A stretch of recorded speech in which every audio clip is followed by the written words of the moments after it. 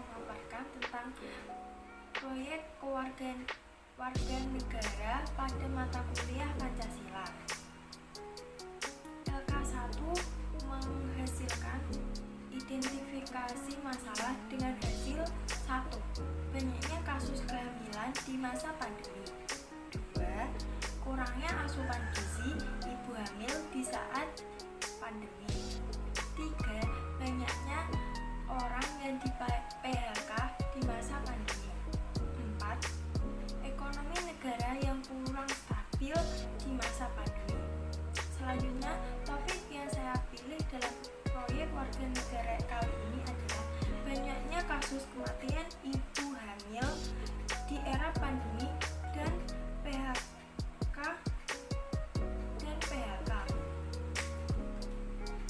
Selanjutnya, relevansi topik dengan bidang studi.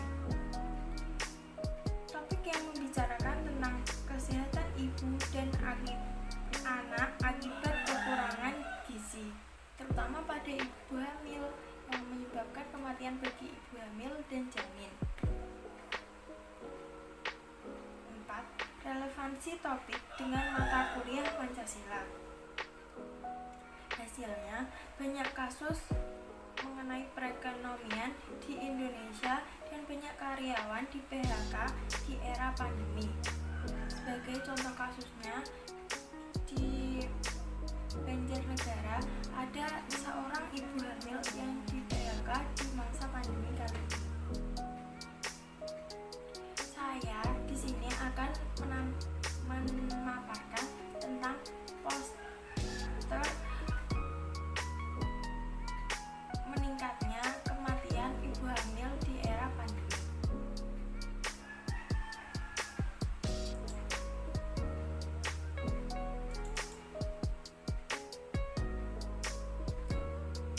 Selanjutnya, saya akan memaparkan tentang LK2 Proyek Warga Negara.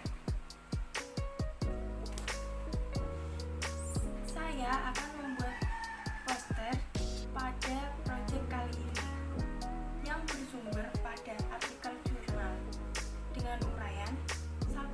Angka kematian ibu dan bayi di Indonesia masih cukup tinggi, yaitu 4.912 untuk kematian ibu dan 4.361.72 untuk kasus kematian bayi.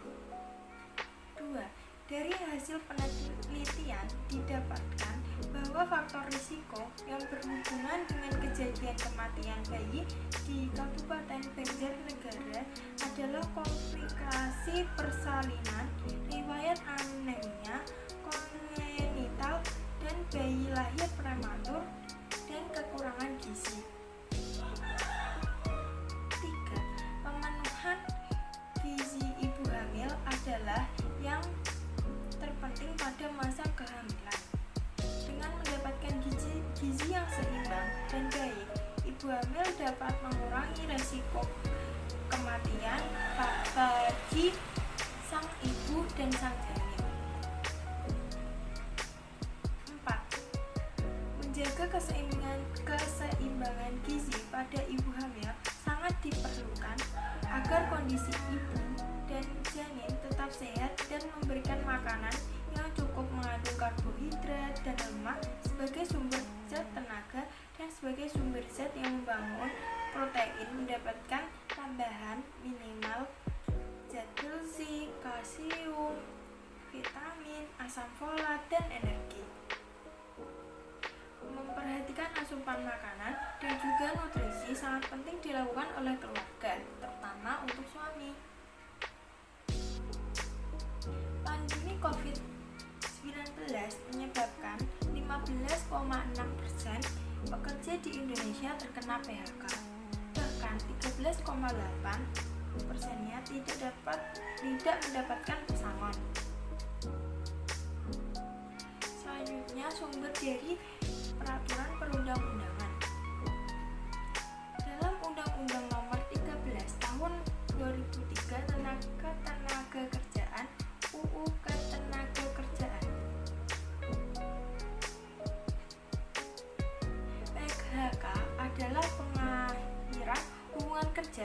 suatu hal tertentu yang mengakibatkan berakhirnya hak dan kewajiban antara pekerja atau buruh dan pengusaha.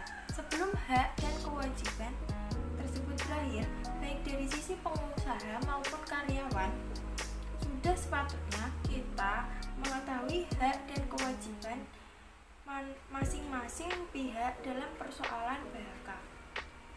Semua pihak sudah sepatutnya dengan segala upaya mengusahakan agar jangan terjadi PHK. Dalam hal ini, pengusaha dilarang melakukan PHK atas alasan 1. Berhalangan masuk kerja karena sakit. 2. Berhalangan masuk kerja karena menjalankan tugas negara. 3. Menjalankan ibadah agamanya. 4. Menikah. 5.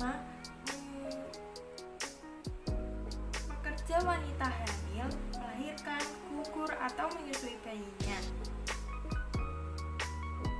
6. Menjadi anggota atau pengurus serikat pekerja. 7. Ketentuan lainnya yang diatur pada pasal 153 UU Ketenagakerjaan.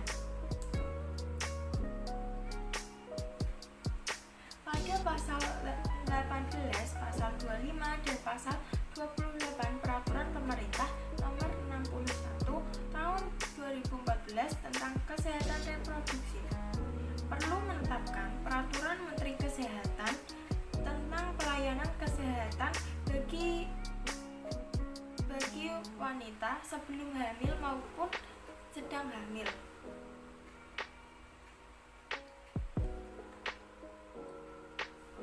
Selain itu, saya mendapatkan sumber dari artikel.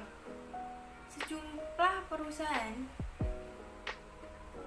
di wilayah Kabupaten Mojokerto mulai menerapkan kebijakan, yakni merumahkan sebagian karyawan dalam kategori berisiko tinggi akibat dampak merebaknya virus COVID-19. Kebijakan yang dibuat perusahaan berlaku bagi pekerja dalam kondisi hamil dan wanita berusia 52 tahun. Mereka untuk sementara waktu dirumahkan. Di masa pandemi, banyak kepala keluarga yang di-PHK, sehingga penghasilan untuk memenuhi kebutuhan hidup menurun.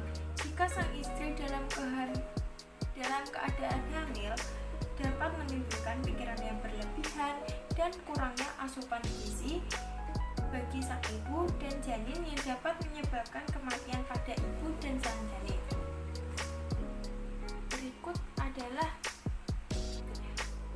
proses dalam pembuatan poster yang saya jalankan dalam proyek warga negara.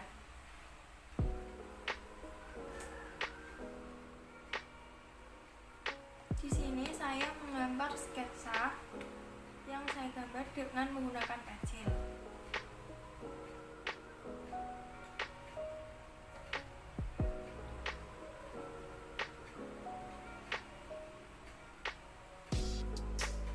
Setelah itu, saya mulai mewarnainya dengan menggunakan krayon.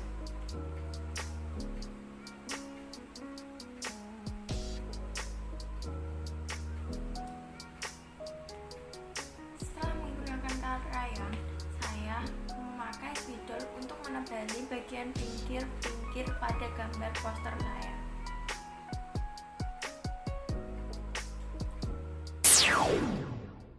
Terima kasih. Wassalamualaikum warahmatullahi wabarakatuh.